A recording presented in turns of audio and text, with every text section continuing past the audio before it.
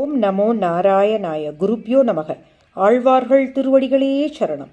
நமக்கும் இந்த உலகத்திற்கும் நம்மாழ்வாரை அறிமுகப்படுத்தியவர் இவரே, மதுரகவி ஆழ்வார். இவரின் சிறப்பு என்னவென்றால், ஆழ்வாராக இருந்தும் இன்னொரு ஆழ்வாரை பாடி பேறு பெற்றவர். கருடாழ்வாரின் அம்சமாக திருக்கோளூர் என்ற திவ்ய தேசத்தில் அவதரித்தவர். செவிக்கு இனிமையான செஞ்சொற்களால் கவிதை பாடும் வல்லமை பெற்றதால் இவரை எல்லோரும் மதுரகவியாழ்வார் என்று அழைத்தனர். ஒருமுறை இவர் அயோத்தியில் உள்ள ராமபிரானை வணங்கிவிட்டு அங்கேயே சில காலம் தங்கினார். ஒரு நாள் அவர் தம் பிறந்த திருக்கோளூர் பெருமானை தென்திசை நோக்கி வணங்கும் போது வானத்தில் ஒரு ஜோதி தென்பட்டது. உடனே தொடர்ந்து அடுத்தடுத்த நாட்களும் அந்த தென்திசை நோக்கியே புறப்பட்டார்.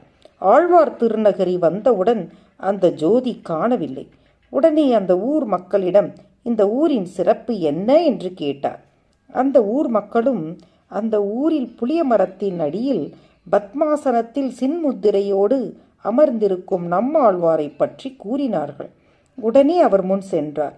நம்மாழ்வாருக்கு காது கேட்குமா என அறிய ஒரு குண்டுக்கல்லை தூக்கி போட்டார். அந்த சத்தத்தால் நம்மாழ்வார் கண் விழித்தார். இவர் நம்மிடம் பேசுவாரா என்பதை அறிய, செத்ததின் வயிற்றில் சிறியது விரந்தால் எத்தை தின்று எங்கே கிடக்கும் என்று ஒரு புதிரை போட்டார். இதன் அர்த்தம் என்னவென்றால், உயிரில்லாதவன் உடம்பில் ஆத்மா வந்து புகுந்து எதனை அனுபவித்து எங்கே இருக்கும் என்பதுதான். இதை கேட்டவுடன் அதற்கு பிறந்தது முதல் பெற்றவர்களிடம் கூட பேசாத நம்மாழ்வார் மதுரகவி ஆழ்வாருக்கு ஒரு பதிலளித்தார்.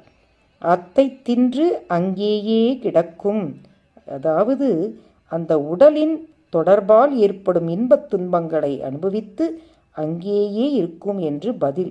உடனே மதுரகவி ஆழ்வார் தன்னை ஆட்கொள்ளுமாறு நம்மாழ்வாரிடம் கேட்க, அவரும் நம் பிரபந்தங்களை ஓலைப்படுத்தும்படி ஆணையிட்டார்.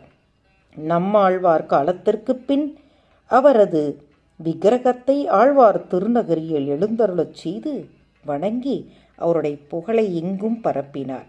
ஓம் நமோ பகவதே வாசுதேவாய. இன்னும் சிந்திப்போம்.